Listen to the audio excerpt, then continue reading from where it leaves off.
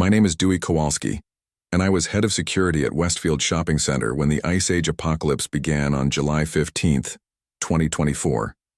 In 7 days, I went from checking for shoplifters to keeping 100 desperate people alive in a frozen mall while society collapsed outside. I had to make impossible choices about who lived and who died, all while temperatures dropped 50 degrees and summer turned into a deadly winter that would never end. Before we start the video, let us know what country you are tuning in from in the comment section below. Perhaps we will make a story there. Let's begin.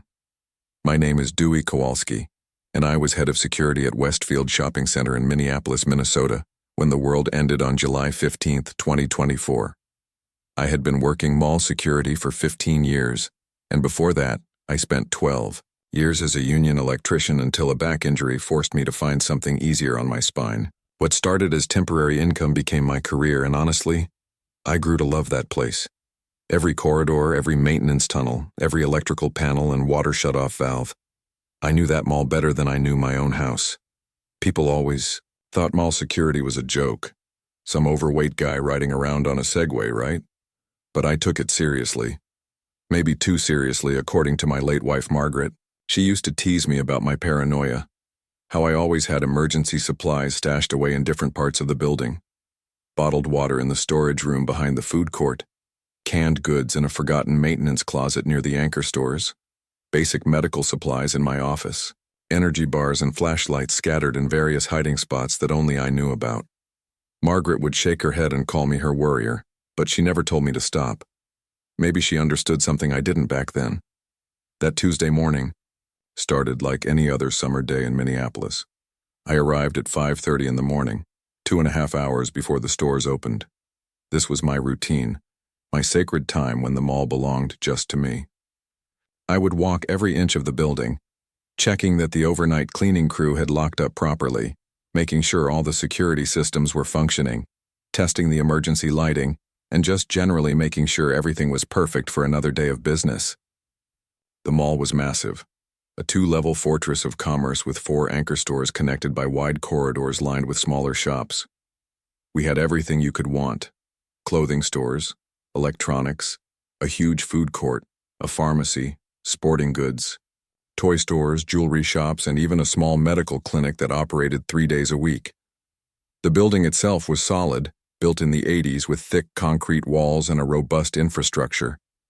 The basement level housed all our mechanical systems, storage areas, and a network of service corridors that most people never knew existed. I had the keys to every single door. That morning, I remember checking the weather on my phone while I did my first walkthrough. 78 degrees and sunny, with a high expected around 85. Perfect summer weather. Families were already gathering in the parking lot by 8 o'clock, waiting for the Disney store to open so they could grab some limited edition merchandise. Kids pressed their faces against the glass doors while parents drank coffee from the Starbucks in the food court. It was going to be a busy day, and I was ready for it. Around 9 o'clock, I was in my office reviewing the previous night's incident. Reports when my radio started picking up emergency broadcasts. At first, it was just background chatter, the kind of thing you hear when something big happens somewhere else. Something about seismic activity in Yellowstone National Park, a volcanic eruption of some kind. I turned up the volume and listened, for a few minutes, but Yellowstone was over 1,000 miles away. What did that have to do with us? I had more immediate concerns. Mrs. Henderson from the jewelry store was worried about some teenagers who had been loitering near her shop for 3 days straight. The manager of the electronics store needed me to review security footage from the weekend because he suspected someone was stealing phone accessories. The food court supervisor wanted to discuss new protocols for handling the lunch rush. These were my real problems, my daily battles. Volcanic eruptions in Wyoming were somebody else's job. By 10 o'clock, the mall was in full swing. Shoppers streamed through the main entrances. Families with strollers navigated the wide corridors, and the familiar sounds of commerce filled the air. Cash registers chiming, children laughing, the general buzz of hundreds of people going about, their normal lives. I made my regular rounds, checking in with store managers, keeping an eye on the usual troublemakers, and maintaining the peace in my little kingdom. But something felt different. that morning, and I couldn't put my finger on what it was. Maybe it was the way the light looked coming through the skylights.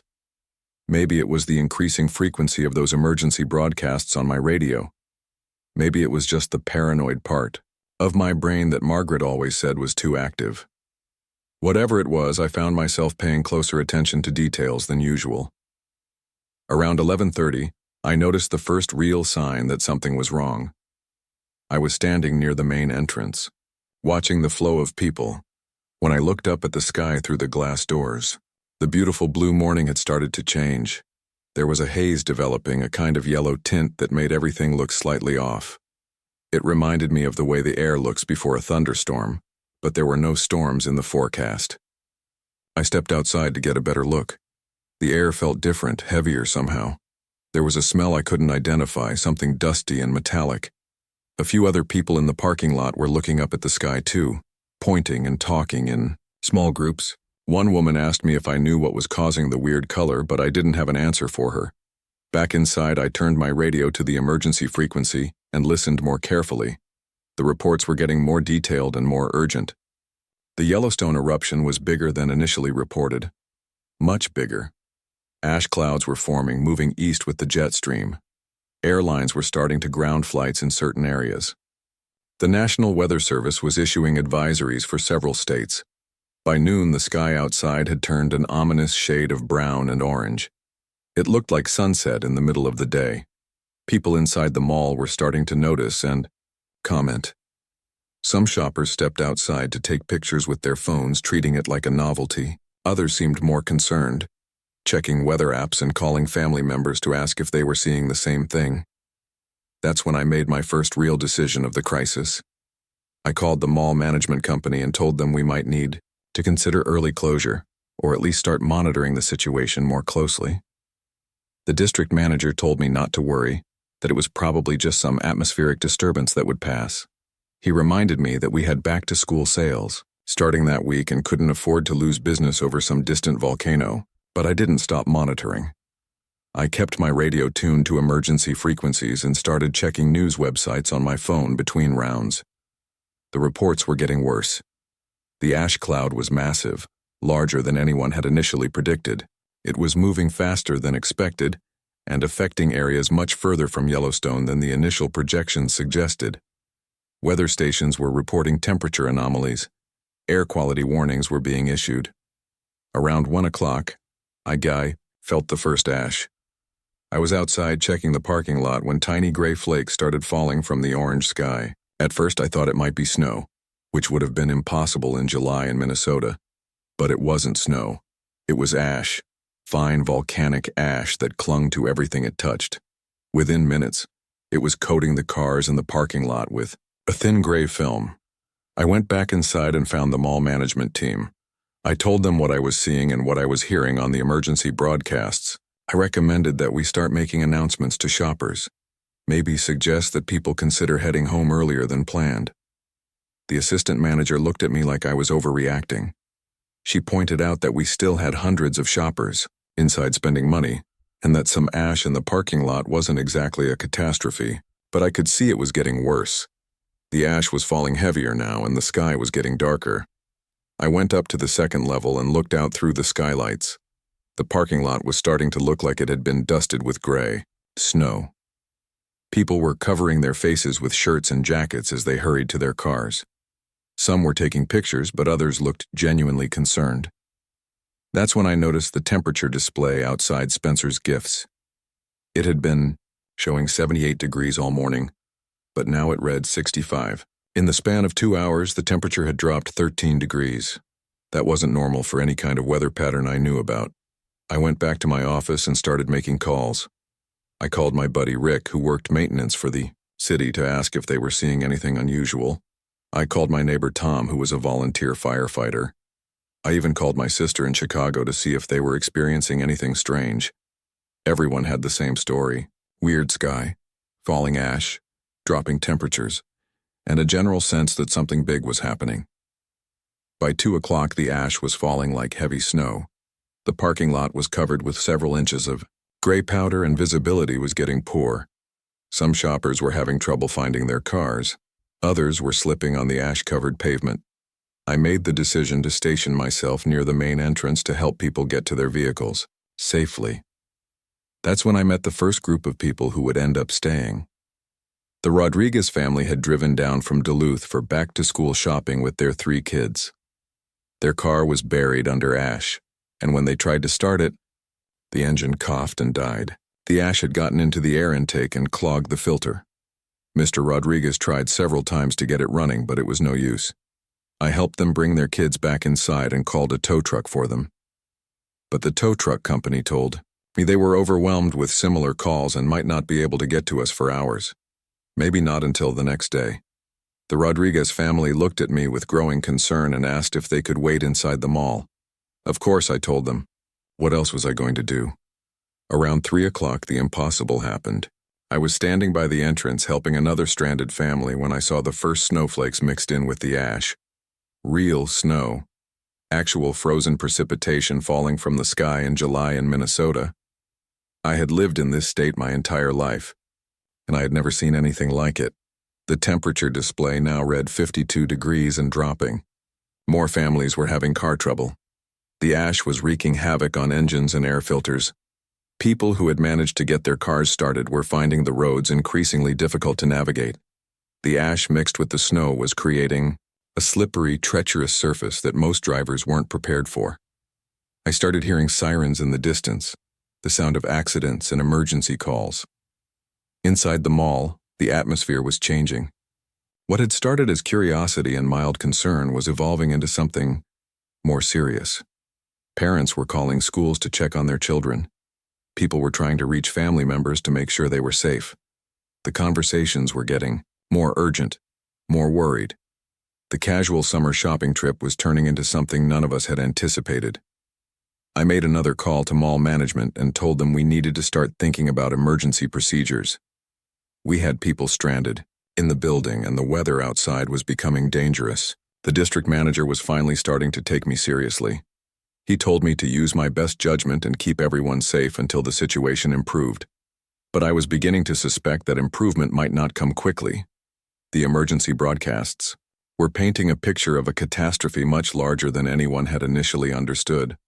The ash cloud from Yellowstone was massive, covering multiple states and showing no signs of dissipating. Temperature drops were being reported across the entire upper Midwest. This wasn't just a local weather event. This was something unprecedented. By 4 o'clock, the temperature had dropped to 42 degrees, and the snow was falling steadily mixed with the ash. The parking lot looked like a gray winter wonderland in the middle of July. Visibility was down to maybe 50 feet. Cars were buried under several inches of the ash-snow mixture, and the few drivers brave enough to attempt leaving were moving at a crawl.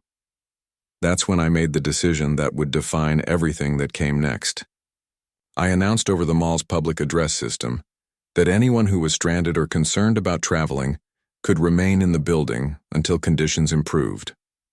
I opened up the employees' break room areas and told people they could use the seating areas in the food court if they needed to wait. I had no idea I was essentially opening the doors to what would become our permanent shelter. The response was immediate. Dozens of families approached me to ask about staying overnight. Single shoppers who lived alone and were scared to drive home in the conditions asked if they could wait it out.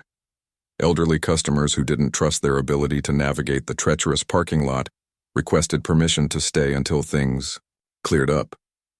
By 5 o'clock, I had over 60 people who were planning to spend the night in the mall. I started thinking about logistics.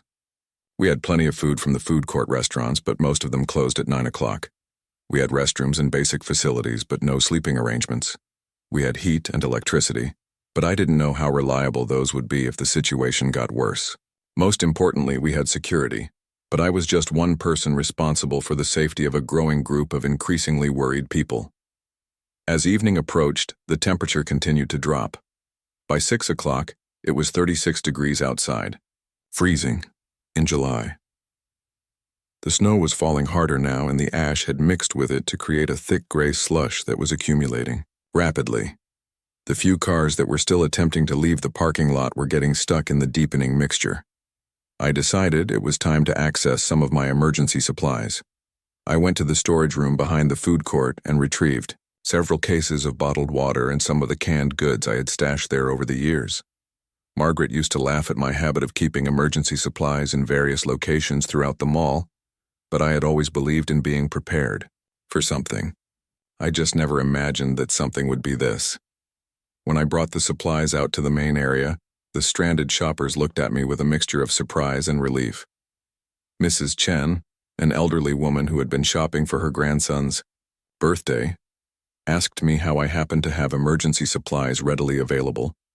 I explained that I had always kept basic necessities stored in different parts of the building, just in case we ever had a power outage or some other emergency that required people to stay longer than expected. But as I looked around at the faces of the people depending on me, I realized that this was no ordinary emergency.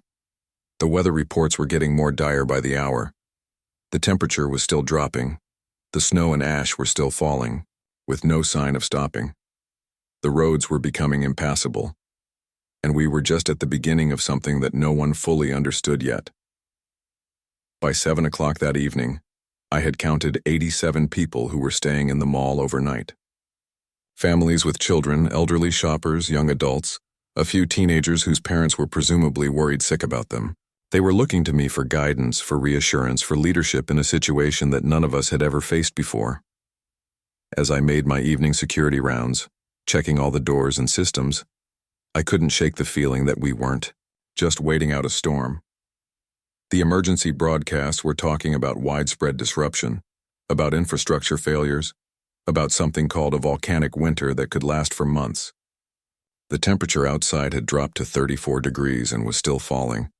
This wasn't going to be over by morning.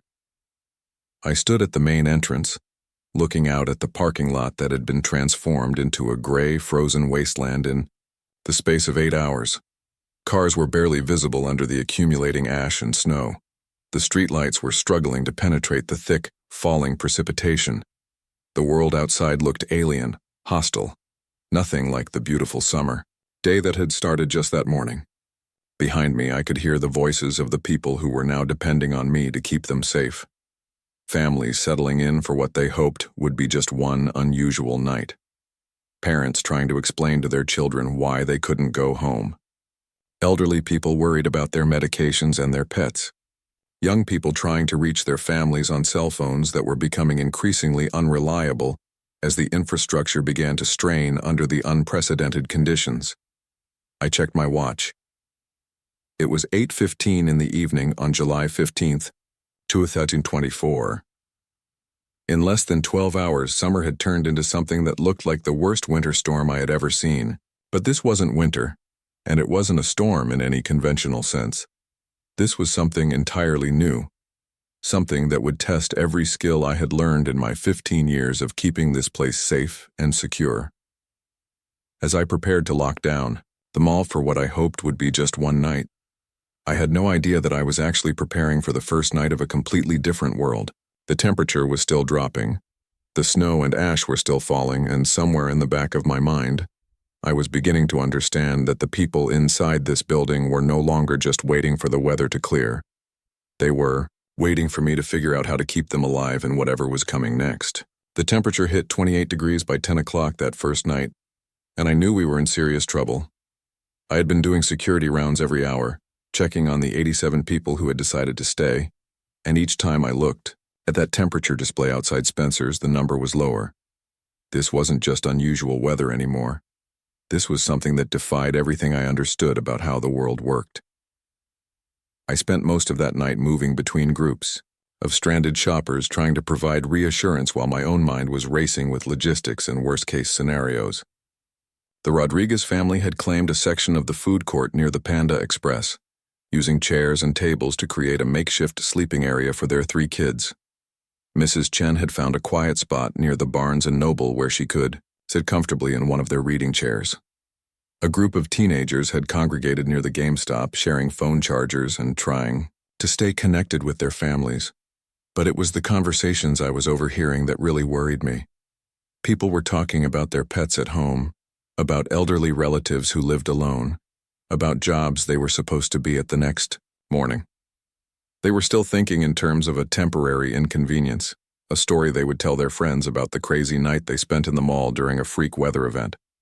I was beginning to suspect that this might be something much more permanent. Around 2 in the morning, the power flickered for the first time. It was just a brief interruption, maybe 3 seconds, but it was long enough to make everyone stop talking and look around nervously. The backup generators kicked in automatically, maintaining the emergency lighting, but I knew that our main power supply was under strain. The heating system was working overtime to maintain comfortable temperatures inside, while it was dropping into the 20s outside. I made my way down to the basement level to check our mechanical systems. This was where my background as an electrician really came in handy. I knew how to read the gauges and monitors that most people would just ignore. The main electrical panel showed higher than normal demand across all circuits. The heating system was cycling constantly, struggling to keep up with the unprecedented temperature differential. Most concerning, the backup generators were showing signs of stress even though they were just supplementing the main power, not carrying the full load. When I came back upstairs, I found that several people were having trouble sleeping despite their exhaustion. The combination of uncomfortable makeshift bedding, worry about family members, and the strange sounds coming from outside was keeping everyone on edge. The wind had picked up, and it was howling around the building in a way that made the whole structure seem to groan and settle. Snow and ash were hitting the skylights with a constant pattering that sounded almost like hail. I decided to check some of my other emergency supply locations. Over the years, I had cached supplies in various parts of the mall, partly out of paranoia and partly out of practical experience with power outages and minor emergencies. Behind the customer service desk, I had stored several battery-powered radios and a case of batteries. In a maintenance closet near JCPenney, I kept medical supplies and tools. Under the stairwell near the lower-level entrance, I had hidden non-perishable food items and emergency blankets. As I moved through the darkened corridors retrieving these supplies, I started thinking about Margaret and how she used to tease me about my preparedness obsession. She would find my little supply caches when she came to visit me at work and shake her head with that amused smile of hers. She always said I worried too much about things that would probably never happen. But she never told me to stop, and she never made me feel foolish for wanting to be ready for anything. Margaret had been gone for 3 years now, taken by cancer, despite all our fighting and hoping and praying. In the months after her death, my job at the mall became even more important to me. It gave me purpose, structure, a reason to get up every morning. The building became like a second home, and the people who worked and shopped there became like an extended family. Maybe that's why I felt so responsible for everyone who was stranded there that night.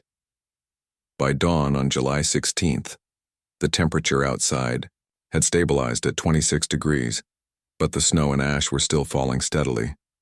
The parking lot was now covered with almost 8 inches of the gray mixture, and most of the cars were completely buried. When the first group of people woke up and looked outside, the reality of our situation started to sink in for everyone. Mr. Rodriguez came to me around 7 in the morning and asked when I thought the roads would be cleared enough for them to drive back to Duluth. I had to tell him honestly that I didn't know, but that it didn't look like it would be anytime soon. His wife started crying quietly, worried about their dog and their elderly neighbor who was supposed to check on their house. Their youngest daughter, maybe 6 years old, asked me if they were going to live in the mall now. I tried to smile and tell her it was just a temporary adventure, but the question hit me harder than I expected. That's when I realized I needed to start thinking about this situation in completely different terms. These people weren't just waiting for the weather to clear so they could go home. They were depending on me to keep them safe in what might be a long-term survival situation. I needed to start planning for days or weeks, not hours. The first major crisis came around 9 o'clock that morning when we lost main power completely. The backup generators kicked in immediately, but they were only designed to handle emergency lighting and essential systems, not the full electrical load of the entire mall. The temperature inside started dropping almost immediately as the heating system switched to a reduced capacity emergency mode. I gathered everyone in the central area of the main level and explained the situation as clearly as I could. We had backup power for essential systems, but we needed to conserve energy and stay together to share body heat. I asked people to gather in the food court area where we could close off sections and create a more easily heated space. Most people cooperated immediately, but I could see the fear starting to replace the optimism from the night before. That's when I made the decision to reveal more of my emergency preparations. I brought out the battery-powered radios and tuned them to emergency frequencies so we could monitor the situation outside our building. What we heard was devastating. The volcanic eruption at Yellowstone had been exponentially larger than initially reported. The ash cloud now covered most of the central United States and was continuing to expand. Temperature drops were being reported from Colorado to Minnesota to Illinois. But the most frightening part was what we learned about the infrastructure failures. Power grids were failing across multiple states as demand for heating spiked and ash interfered with transmission lines. Transportation networks were shutting down as airports closed and highways became impassable. Communication systems were overloaded and beginning to fail in many areas. The emergency broadcasts were talking about a coordinated federal response, but it was clear that help was not coming anytime soon. I started taking inventory of our resources more systematically. The food court had substantial supplies, but most of it required cooking or refrigeration that we could no longer maintain, with reduced power. The various restaurants had enough non-perishable items to feed our group for maybe a week if we were careful with portions. The pharmacy had basic medical supplies and over-the-counter medications that could be essential if anyone got sick or injured. Most importantly, I realized we had access to several stores that could provide essential survival supplies. The sporting goods store had camping equipment, warm clothing, and tools. The department stores had blankets, batteries, and basic household items. The electronics store had radios, flashlights, and portable devices that could help us stay informed and organized. But accessing these supplies meant breaking into stores that didn't belong to us, and I wasn't sure how to handle that ethically or legally. I was just a security guard, not an emergency response coordinator or a government official. I didn't have the authority to make those kinds of decisions, but I also didn't have anyone else to ask for guidance. Around noon, we faced our first real test of group dynamics and leadership. Mrs. Patterson, a woman in her 50s who had been shopping for her daughter's wedding dress, announced that she was going to walk to her car and drive home regardless of the conditions. She said she had important appointments the next day and couldn't afford to wait any longer for the weather to clear. Several other people immediately said they wanted to go with her. A young man named Jake, who worked at a restaurant downtown, said his boss would fire him if he didn't show up for his shift. An elderly couple named the Washingtons said they were worried about their prescription medications that they had left at home. Before I knew it, almost a third of our group was talking about leaving. I had to make a decision that I wasn't qualified to make, but that could literally be a matter of life and death. I explained as calmly as I could that the conditions outside were extremely dangerous. The temperature was well below freezing, visibility was near zero, and the roads were impassable for normal vehicles. But I also told them that I couldn't and wouldn't force anyone to stay against their will. Mrs. Patterson and 6 other people decided to leave anyway. I helped them bundle up as much as possible using clothing from the department stores and gave them some of my emergency supplies. I walked them to the entrance and watched as they disappeared into the gray, swirling chaos outside. Within 20 minutes, I could hear sirens in the distance, and I never saw any of those 7 people again. The mood among the remaining group changed dramatically after that. The reality of our situation was no longer something we could deny or minimize. We were trapped in this building by conditions that were beyond anything any of us had experienced before. The outside world had become hostile and dangerous, and this mall had become our refuge and our responsibility.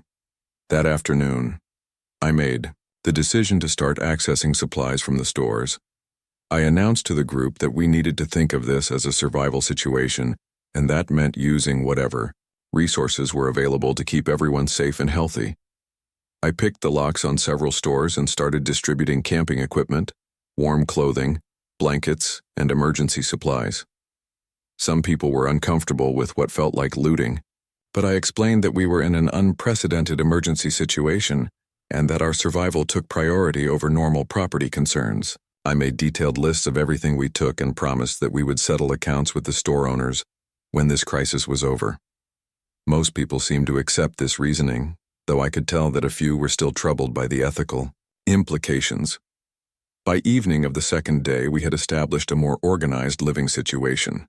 The food court had become our main gathering area and dormitory. Different groups had claimed sections of the space and created makeshift privacy barriers using shopping carts and clothing displays. The sporting goods store had provided sleeping bags and camping equipment that made everyone much more comfortable. I had also identified people with useful skills and started assigning responsibilities. Mrs. Chen had been a nurse before retirement and became our medical coordinator. Mr. Jackson, who managed a restaurant, took charge of food preparation and rationing. Lisa, a young woman who worked in retail management, organized cleaning and sanitation schedules. Tom, a construction worker who had been shopping with his wife, helped me with maintenance and repairs. But the most important development was the establishment of communication protocols. We had several battery-powered radios tuned to different emergency frequencies, and I assigned people to monitor them in shifts. We were gathering information about the situation outside and trying to maintain contact with the outside world as long as possible. What we learned was terrifying. The temperature drops were not temporary or localized. This was a global phenomenon being caused by the massive ash cloud that was blocking sunlight and disrupting normal weather patterns. Scientists were using terms like volcanic winter and talking about effects that could last for months or even years. Major cities were experiencing infrastructure failures, food shortages, and social unrest as people struggled to adapt to the rapidly changing conditions. On the third day, we lost all communication with the outside world. The radio broadcasts became sporadic and then stopped entirely. Cell phone towers were failing as backup power systems ran out, and maintenance became impossible in the harsh conditions. Internet service was gone. We were completely cut off from information about what was happening beyond our building. That isolation was almost worse than the physical challenges we were facing. Not knowing if our families were safe, not understanding the full scope of the crisis, not having any idea when or if help might come, it created a psychological pressure that was harder to manage than hunger or cold or discomfort. I started holding daily meetings where I would share whatever information we had and discuss our plans and priorities as a group. I tried to maintain an optimistic tone and focus on practical problems that we could solve, but I could see the fear and desperation growing in people's faces. Children were asking questions that their parents couldn't answer. Adults were having quiet conversations about worst-case scenarios and long-term survival. On the fourth morning, we discovered that several people had developed respiratory problems from breathing the ash-contaminated air during their initial exposure. Mrs. Chen was doing her best with basic medical supplies, but we didn't have prescription medications or advanced treatment options. I realized that medical emergencies could become a serious threat to our group's survival. That same day, we faced our first serious conflict over resources. Jake, the young restaurant worker who had originally wanted to leave, got into an argument with Mr. Jackson about food rationing. Jake felt that the portions were too small and that we should be eating more while we still had supplies. Mr. Jackson wanted to stretch our food as long as possible because we had no idea when we might be able to get more. The argument escalated quickly and drew in other people who had their own opinions about how we should manage our limited resources. For a few minutes, I was genuinely worried that the group might split apart or turn against each other. This was exactly the kind of internal conflict that could destroy our chances of survival, even if we had adequate supplies and shelter. I had to step in and make executive decisions about how we would handle disputes and maintain order. I established myself as the final authority on resource allocation and safety decisions, but I also created a council of people with relevant skills who would advise me and help implement policies. It wasn't democracy, but it wasn't dictatorship either. It was pragmatic leadership focused on keeping everyone alive. By the end of the fourth day, our situation had stabilized into a routine that felt almost normal despite the extraordinary circumstances. People had adapted to sleeping in the food court, sharing limited resources and living without most of the conveniences they were accustomed to. We had heat, shelter, food, water, and security. Compared to what we were hearing on the radio before communications failed, we were actually doing quite well. But I knew that our current stability was fragile and temporary. Our food supplies were diminishing despite careful rationing. Our heating system was struggling to maintain comfortable temperatures, as the outside conditions continued to worsen. Most critically, we were completely dependent on systems and infrastructure that could fail at any time without warning or backup support. On the fifth morning, I was doing my regular inspection of the mechanical systems when I discovered the first serious structural problem. The weight of accumulated snow and ash on the roof was causing stress fractures in some of the support beams. The building was solid and well constructed, but it wasn't designed to handle this kind of sustained load from weather that had no precedent in this region. I didn't share this information with the group immediately because I didn't want to create panic, but I started thinking about contingency plans for structural failure or partial collapse. The basement areas would be safer from roof problems but harder to heat, and potentially vulnerable to flooding if the drainage systems became blocked with debris. That same day, we heard sounds from outside that suggested we were no longer alone in our struggle for survival. There were voices in the distance, people moving around in the parking lot, and what sounded like attempts to break into other buildings in the area. I realized that other groups of survivors were operating in the vicinity, and I wasn't sure whether that represented an opportunity for cooperation or a potential threat to our security. I started posting lookouts at different windows and entrances to monitor activity outside our building. What we saw was both encouraging and frightening. There were definitely other people surviving in the area, but they appeared to be scavenging and struggling just like we were. Some seemed to be families or small groups working together, but others looked like individuals who might be desperate enough to take what they needed from anyone who had it. The temperature outside had stabilized around 20 degrees, which was still deadly for extended exposure, but at least wasn't continuing to drop. The snow and ash had finally stopped falling, though what was already on the ground showed no signs of melting. Visibility had improved enough that we could see perhaps 100 yards from the building, revealing a landscape that looked like an alien planet. As I stood at the main entrance on the evening of the fifth day, looking out at a world that had been completely transformed in less than a week, I realized that we had reached a turning point. The emergency phase was over. We had survived the initial crisis and established basic security and stability, but now we were entering a new phase that would require different skills and different decisions. We were no longer just waiting for rescue or for conditions to return to normal. We were building a permanent community in this mall, and I was responsible for leading that community through challenges that none of us fully understood yet. The people inside this building were looking to me not just for security and resources, but for hope and direction in a world where all the old rules had stopped working. The sixth day started with screaming. I was doing my morning rounds, checking the structural damage I had discovered the day before, when Lisa came running to find me in a panic. She told me that Mrs. Chen needed me immediately in the pharmacy area where we had set up our makeshift medical station. When I got there, I found Jake writhing on the floor, clutching his abdomen and barely conscious from pain. Mrs. Chen looked up at me with the kind of expression that told me everything I needed to know before she even spoke. She had been a nurse for 30 years before retirement, and she knew a medical emergency when she saw one. Jake's appendix had ruptured, and without immediate surgical intervention, he was going to die in this mall while we watched helplessly. We had basic medical supplies from the pharmacy and what Mrs. Chen had brought from her purse, but we didn't have an operating room or surgical equipment or anesthesia or blood products or any of the hundreds of things that would be required to save Jake's life. The nearest hospital was 12 miles away through conditions that had already killed 7 people from our group who had tried to leave. I made the hardest decision I had ever made in my life. I told Tom, our construction worker, to help me move Jake to the electronics store where we had the brightest lights and the most space to work. I asked Mrs. Chen if there was any possibility, any chance at all, that she could perform emergency surgery with what we had available. She looked at me for a long moment and then nodded slowly, but I could see in her eyes that she was terrified. We cleared out the electronics store and used camping lanterns to create as much light as possible. Mrs. Chen sterilized kitchen knives from the food court using alcohol from the pharmacy. We found clean towels and sheets from the department, store and boiled water using portable camping stoves. Lisa organized a team of people to assist, and I posted guards at the entrances to keep everyone else away from what we were about to attempt.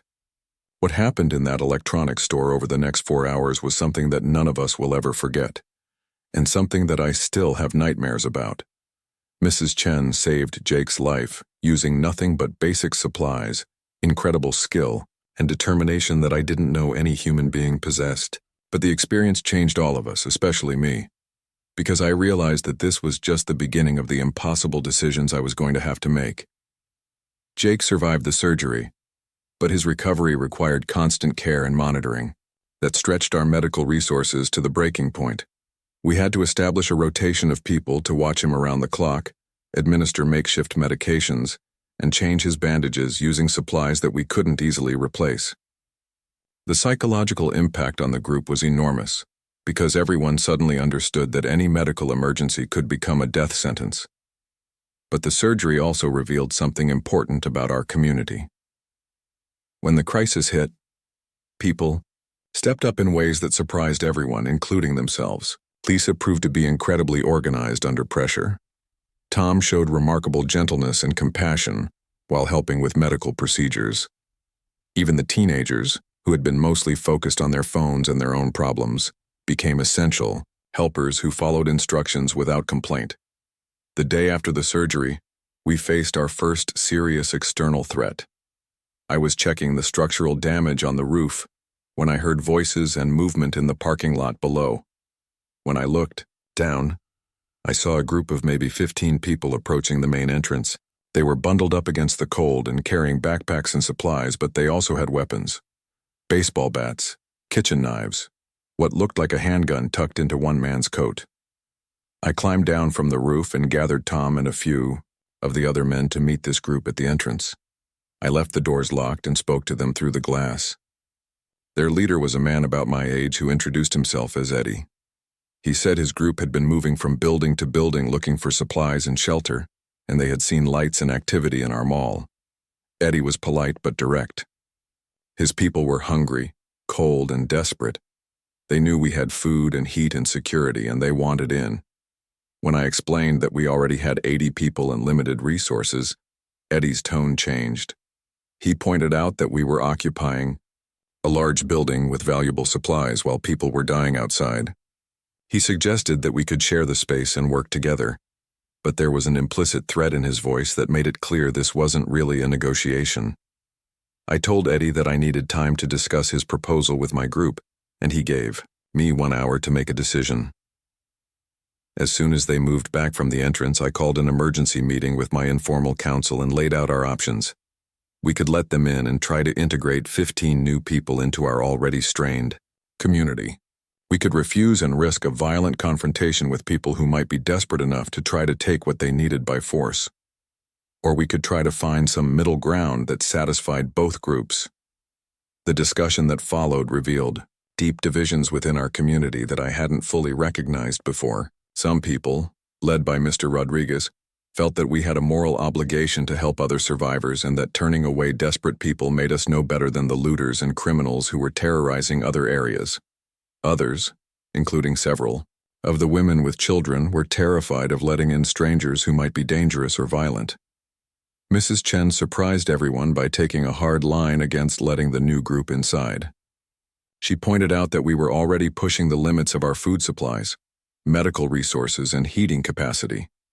Adding 15 more people could destabilize everything we had built and endanger the lives of people who had already proven they could work together effectively. I realized that this decision would define not just our immediate safety, but the kind of community we were going to become. Were we going to be a closed group focused on protecting our own members?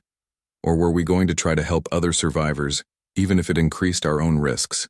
Both approaches had moral arguments in their favor, but both also had potentially catastrophic consequences if we chose wrong.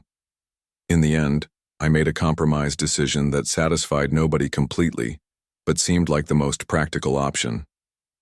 I would allow 5 of Eddie's people to join our community, but only after they surrendered their weapons and agreed to follow our rules and resource allocation policies.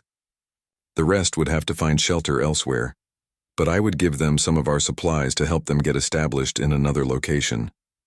Eddie rejected my proposal immediately. He said his group had been together since the first day of the crisis, and they weren't going to split up for anyone.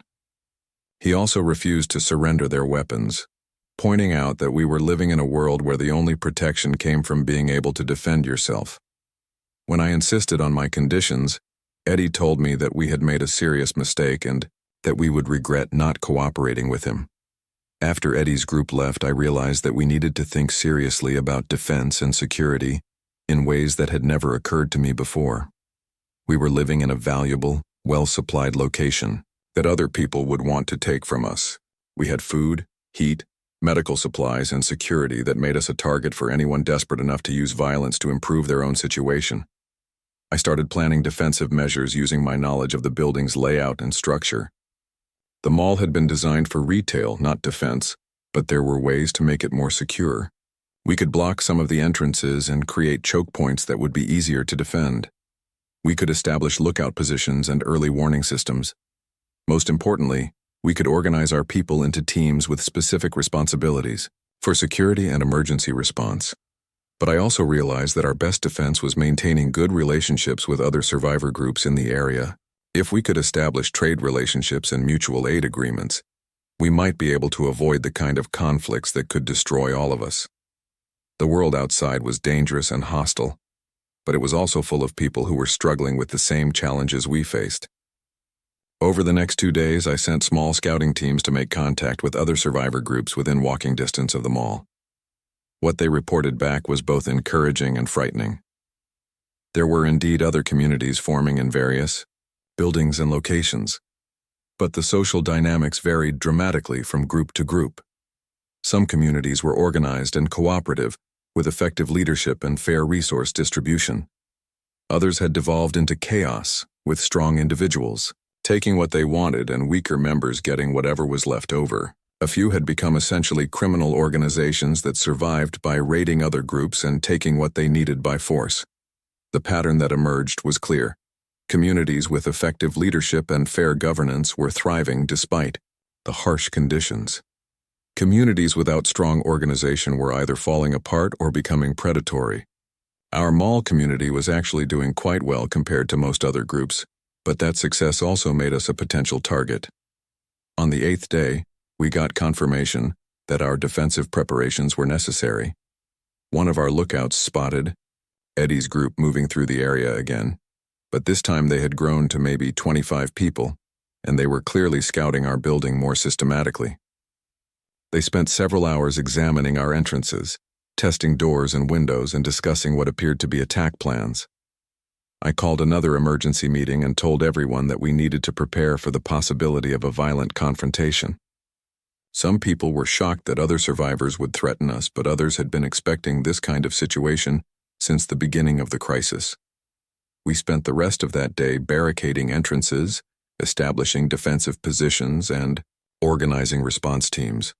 The attack came at 2 a.m. on the 9th day. Eddie's enlarged group tried to break in through the loading dock entrance, which they probably thought would be less defended than the main entrances. But I had anticipated that strategy and stationed our strongest people there with improvised weapons and barricades. The confrontation lasted maybe 20 minutes, and it was the most terrifying experience of my life. These weren't criminals or monsters. They were desperate people who had decided that taking what we had was their best option for survival. But they were willing to use violence against families, with children, elderly people, and sick people like Jake, who was still recovering from his surgery. We managed to repel the attack without anyone getting seriously injured, but the psychological impact was enormous. Everyone understood now that we were living in a world where survival might require fighting other human beings who were facing the same challenges we were. The social contract that had held civilization together had broken down, and we were on our own. After the attack, our community changed in fundamental ways. We established regular guard duties and defensive patrols. We created secure storage, areas for our most valuable supplies. We developed protocols for responding to different kinds of threats and emergencies. Most importantly, we started thinking of ourselves as permanent residents of this building, rather than temporary refugees, waiting for rescue. The process of establishing more formal governance structures revealed both the strengths and weaknesses of our group. People like Mrs. Chen and Mr. Rodriguez had natural leadership abilities and were respected by almost everyone. Others, including Some who had been quiet and unassuming during the early days proved to have valuable skills and insights when given responsibilities. But we also had personality conflicts and philosophical disagreements that became more serious as the stakes increased. Some people wanted more democratic decision-making processes, while others preferred the efficiency of having clear authority figures.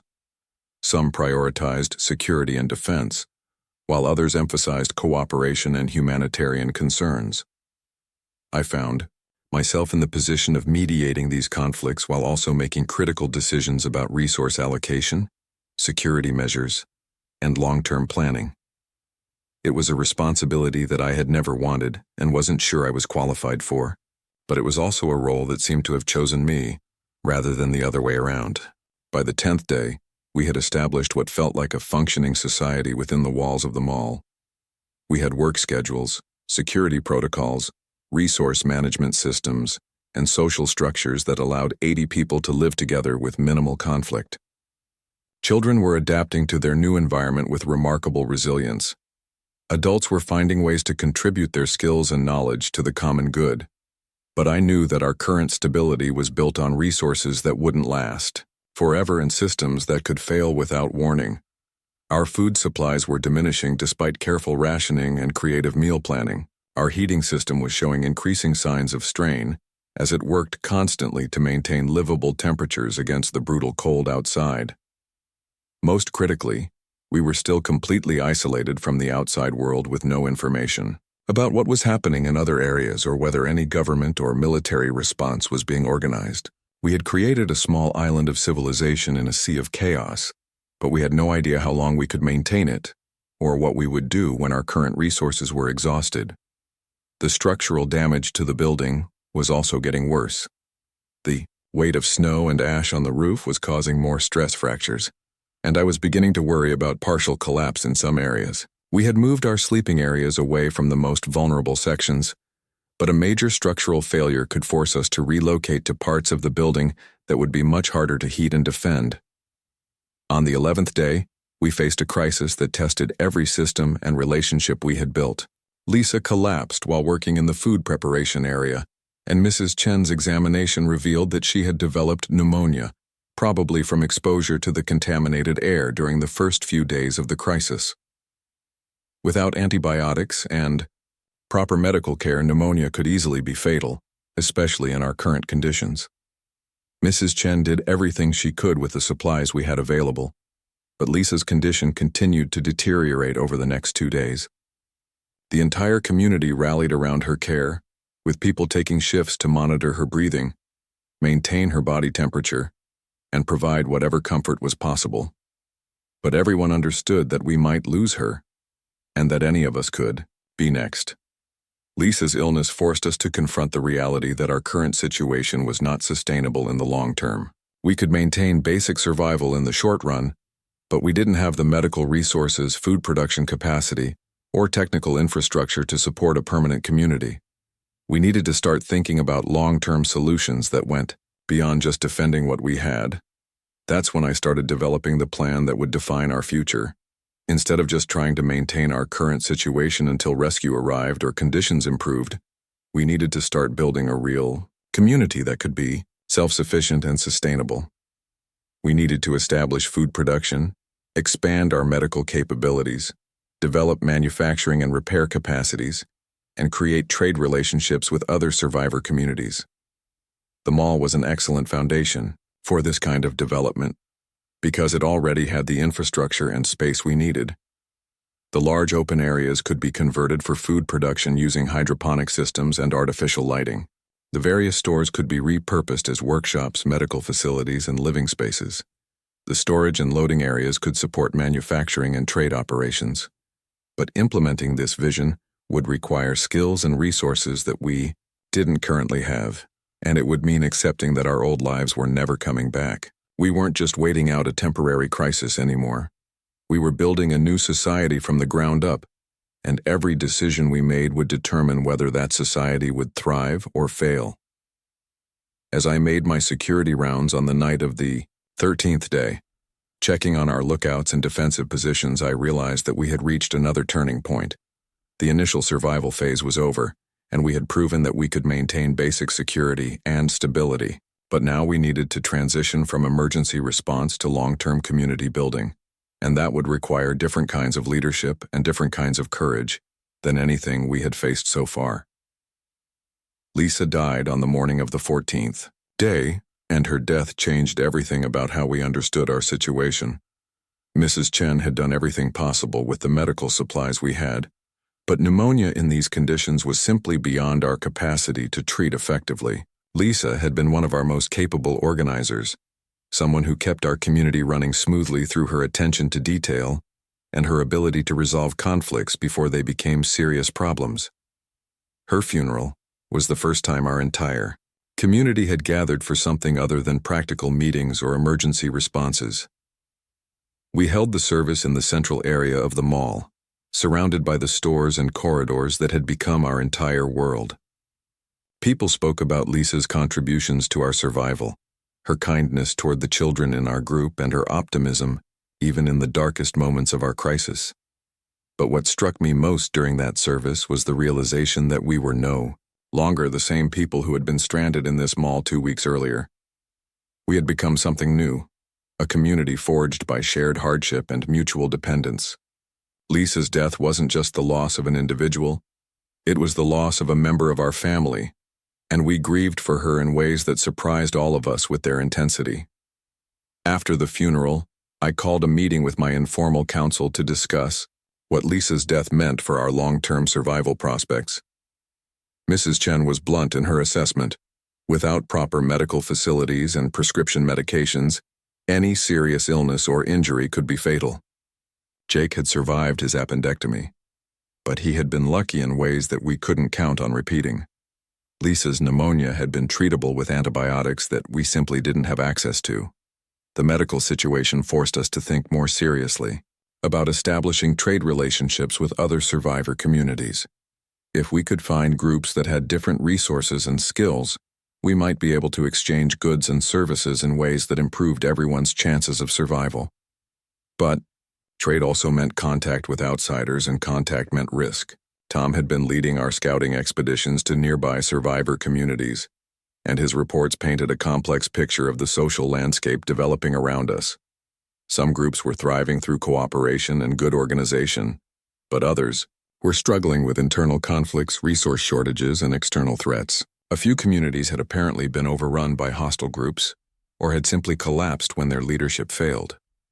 The most promising potential trading partner was a community that had formed in a large apartment complex about 2 miles from our mall. They had approximately 50 people, including several with medical training and a small cache of prescription medications, but they were struggling with food production and heating because their building wasn't designed for the kind of self-sufficiency that our situation required. I decided to make direct contact with this group to explore the possibility of formal trade agreements. The apartment community was led by a woman named Dr. Sarah Martinez, who had been an emergency room physician before the crisis. When Tom and I met with her, she proved to be intelligent, practical, and genuinely interested in establishing mutually beneficial relationships between our communities. Dr. Martinez offered to provide medical consultation and emergency care for our people, in exchange for food supplies and access to the specialized equipment and tools available in our mall's various stores. She also proposed sharing information about other survivor communities in the area and coordinating security arrangements to protect both groups from hostile threats. But the most important part of our discussion was her assessment of the larger situation beyond our immediate area. Dr. Martinez had been in contact with other medical professionals who had survived the initial crisis, and she shared information that fundamentally changed how I understood what we were dealing with. The volcanic winter caused by the Yellowstone eruption was not a temporary phenomenon that would end when the ash settled. The massive amount of debris in the atmosphere was creating a sustained climate disruption that could last for years. Global temperatures had dropped by an average of 15 degrees, and growing seasons had been severely shortened or eliminated entirely in many regions. More critically, the social and economic systems that had supported modern civilization were not coming back anytime soon. Government responses had been overwhelmed by the scale of the crisis, and most official emergency services had collapsed within the first week. Transportation networks remained shut down. Communication systems were largely non-functional, and supply chains for food, medicine, and essential goods had been completely disrupted. What Dr. Martinez was describing wasn't a temporary emergency that we could wait out until normal life resumed. This was a permanent change to the world, and our survival depended on adapting to new realities rather than hoping for rescue or restoration of the old systems. This information forced me to completely revise our long-term planning. Instead of maintaining our current situation until help arrived, we needed to start building a permanent, self-sufficient community that could survive and thrive in the new world. The mall was an excellent foundation for this kind of development, but it would require fundamental changes to how we organized our society and allocated our resources. I spent the next 3 days developing a comprehensive plan for transforming our emergency shelter into a sustainable community. The plan involved converting large sections of the mall for food production, using hydroponic systems and grow lights, powered by our generators. We would establish workshops and manufacturing areas in former retail spaces to produce tools, clothing, and other essential goods. The pharmacy would be expanded into a proper medical facility, with supplies obtained through trade with other communities. Most importantly, we would need to establish formal governance structures that could handle the complex decisions required for long-term community management. Our informal leadership approach had worked during the emergency phase, but permanent society required more democratic participation and clearer accountability mechanisms. When I presented this plan to the full community, the response was mixed, but generally positive. Some people were excited about the possibility of building something new and better than what we had lost. Others were overwhelmed by the scope of what I was proposing and still hoped that rescue or restoration of normal life might still be possible.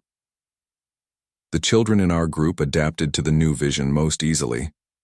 They had already begun to think of the mall as their permanent home, and they were eager to help with projects like setting up the hydroponic gardens and organizing the workshop areas. The teenagers, who had initially been the most difficult to integrate into our community, became some of our most enthusiastic workers once they understood that they were helping to build their own future. But implementing the plan required resources and skills that we didn't currently have, and that meant expanding our trade relationships and taking greater risks with outside contact. We needed seeds and growing equipment for food production, medical supplies for our expanded health facility, and technical expertise for complex projects like electrical system modifications and water management. The apartment community led by Dr. Martinez became our first formal trading partner, but we also established contact with several other groups that had different resources and capabilities. A community of mechanics and engineers had taken over a large auto repair facility and could provide technical services in exchange for food and raw materials. A group of teachers and librarians had preserved a substantial collection of books and educational materials in a school building and were willing to share knowledge in exchange for security assistance. These trade relationships were essential for our development, but they also created new vulnerabilities and complications. Moving people and goods between communities required travel through dangerous territory where hostile groups operated. Trade negotiations required complex decisions about resource allocation and strategic priorities. Most critically, increased contact with outsiders raised the risk of conflicts that could threaten our security. The first serious test of our expanded trade network came when the auto repair community was attacked by a large hostile group that had been raiding communities throughout the area. The mechanics sent a messenger asking for help, and I had to decide whether to risk our people and resources to defend a trading partner or focus on protecting our own community. After consulting with my council, I decided to send a small force to help defend the auto repair facility. This wasn't just about helping allies, it was about preventing hostile groups from gaining control of resources and strategic positions that could eventually be used against us. If communities like ours didn't support each other, we would all be vulnerable to being conquered individually by larger, more aggressive groups. The defense of the auto repair facility was successful, but it cost us supplies, injured 2 of our people, and revealed the extent of the organized threats operating in our area. The hostile group that had attacked our allies was not a desperate band of survivors, but a disciplined organization with weapons, vehicles, and strategic planning capabilities. They were essentially a military force that survived by conquering and enslaving other communities. This threat forced us to think seriously about military organization and defensive strategy in ways that none of us had anticipated. We needed to establish training programs for combat and security operations. We needed to acquire weapons and defensive equipment. Most importantly, we needed to coordinate with other communities to create a mutual defense network that could resist large-scale attacks. The process of militarizing our community created internal tensions that threatened to divide us. Some people, especially those with children, were uncomfortable with the idea of training for combat and acquiring weapons. They argued that our focus should be on avoiding conflicts rather than preparing to fight them. Others insisted that defensive capability was essential for survival, and that pacifist approaches would only make us easier targets for hostile groups. I found myself in the difficult position of balancing these competing concerns, while making decisions that could determine whether our community survived the growing threats around us. We established voluntary combat training programs, but also maintained our emphasis on trade relationships and diplomatic solutions to conflicts. We acquired weapons for defense but stored them securely, and restricted access to trained personnel. The most difficult decision involved our response to refugees from communities that had been overrun by hostile forces. As our reputation for successful organization and defense spread, increasing numbers of displaced survivors sought shelter with us. These refugees brought valuable skills and information, but they also strained our resources and potentially included infiltrators or security risks. I developed a screening process for new arrivals that balanced humanitarian concerns with security needs. Potential new members had to be sponsored by existing community members, contribute useful skills or resources, and complete a probationary period, during which their loyalty and compatibility could be evaluated. It wasn't a perfect system, but it allowed us to grow our population while maintaining community cohesion and security. By the 20th day of the crisis, our mall community had grown to 130 people and had evolved into something that resembled a functioning town more than an emergency shelter. We had established workshops producing tools, clothing, and basic manufactured goods. Our hydroponic gardens were beginning to produce fresh vegetables. The medical facility was providing care not just for our own people but for members of allied communities. But our success also made us a target for the increasingly organized hostile forces operating in the region. Intelligence from our trading partners indicated that several communities had been conquered by what appeared to be a coordinated network of aggressive groups. These organizations were not just raiding for supplies, they were systematically taking control of strategic locations and resources to build what amounted to a military empire. The threat became personal when we received a message from Eddie, the leader of the group that had attacked us earlier in the crisis. He had apparently joined forces with the larger hostile organization and was now operating as a regional commander with authority over multiple raiding groups. His message was simple and direct: surrender control of the mall and submit to his authority, or face destruction by a force much larger than anything we had encountered before. I convened an emergency meeting of our expanded council to discuss our response to this ultimatum. The consensus was clear. We had worked too hard and sacrificed too much to build our community to surrender it to raiders and criminals. We would fight to defend what we had created, whatever the cost. But I also understood that this decision meant we were transitioning from survivors to resistance fighters. We were no longer just trying to maintain a safe haven for our people. We were actively opposing the forces that were trying to establish control over the post-crisis world. That meant our conflict would escalate beyond simple raids and skirmishes to something approaching actual warfare. The preparation for what we knew would be a massive attack consumed the next 3 days. We reinforced our defensive positions, coordinated with allied communities, and organized our people into combat units and support teams.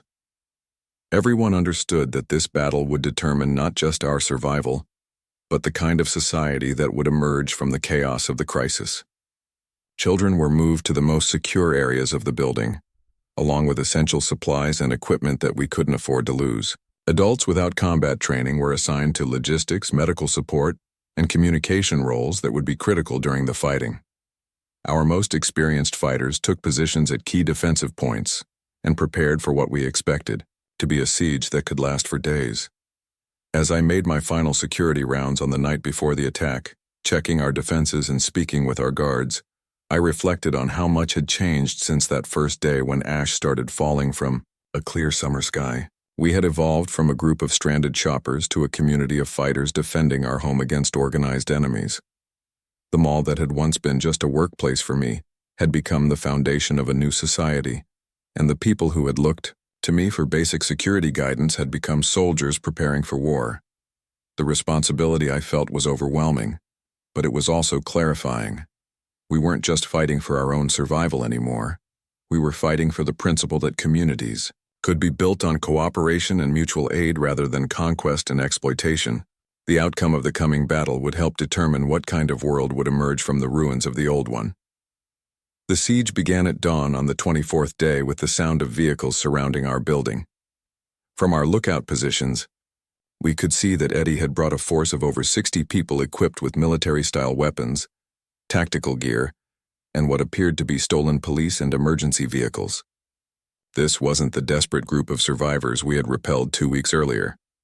This was an organized army that had conquered multiple communities and absorbed their resources and manpower.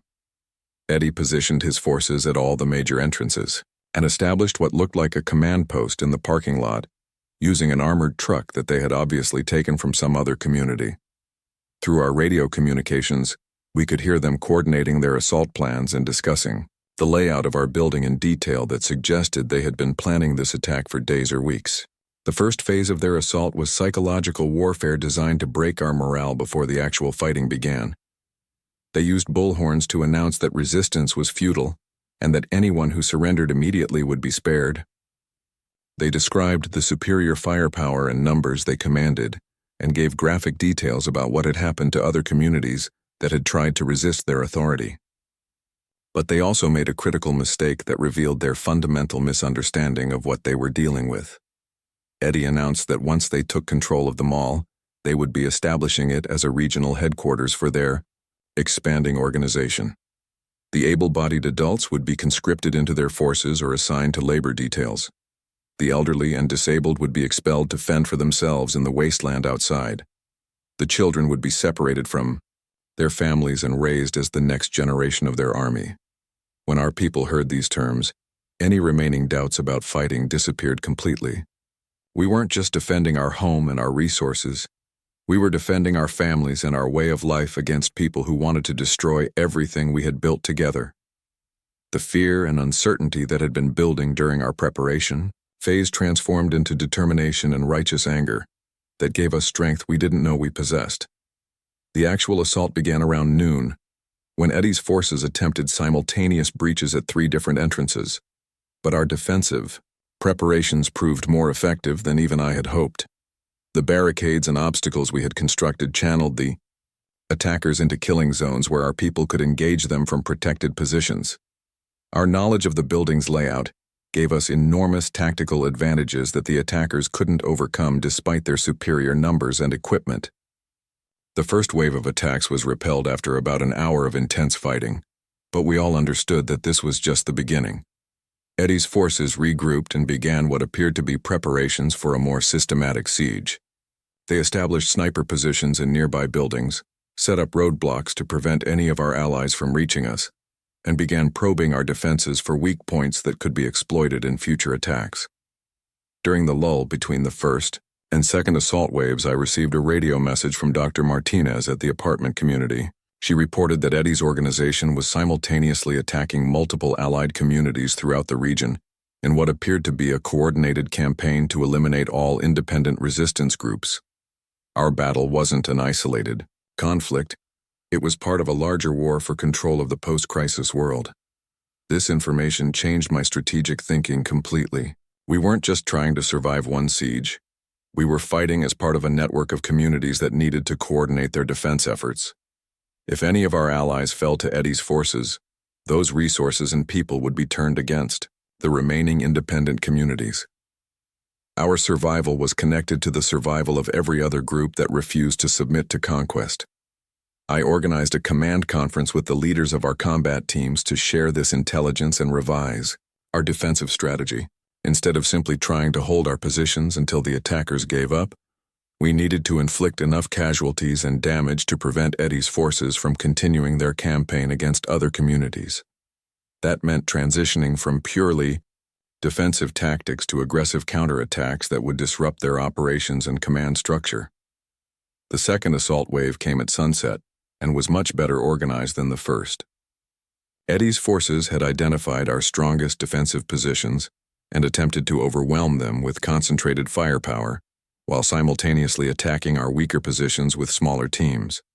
But we had anticipated this approach and had prepared fallback positions and counterattack routes that allowed us to respond flexibly to their tactics. The fighting during this phase was more intense and sustained than anything we had experienced before. We lost 2 people, including Mr. Jackson, who had been our food service coordinator since the early days of the crisis. Several others were wounded seriously enough to require immediate medical attention from Mrs. Chen and the medical team we had assembled. But we also inflicted significant casualties on the attackers and forced them to retreat again after failing to achieve any of their tactical objectives. More importantly, our successful defense was inspiring resistance among other communities in the region. Throughout the night, we received radio reports of counterattacks against Eddie's forces at multiple locations. The apartment community had repelled their own siege and was organizing relief columns to assist other besieged groups. The auto repair facility had become a rallying point for communities that wanted to coordinate joint operations against the hostile organization. By dawn of the 25th day, it was clear that Eddie's coordinated campaign was failing. Instead of quickly conquering a network of isolated communities, his forces were facing organized resistance that was growing stronger and more coordinated with each hour. The communities that had seemed like easy targets were proving to be effective military allies, capable of mutual support and joint operations. Eddie made one final attempt to break our resistance with an all-out assault that began at sunrise and continued for most of the morning. His forces attacked from multiple directions simultaneously, while attempting to breach our defenses with explosives and heavy weapons that they had apparently acquired during their conquest of other communities. This was clearly their maximum effort, designed to end the siege decisively regardless of casualties. The fighting during this final assault tested every defensive measure we had prepared and pushed our people to the limits of their endurance and courage.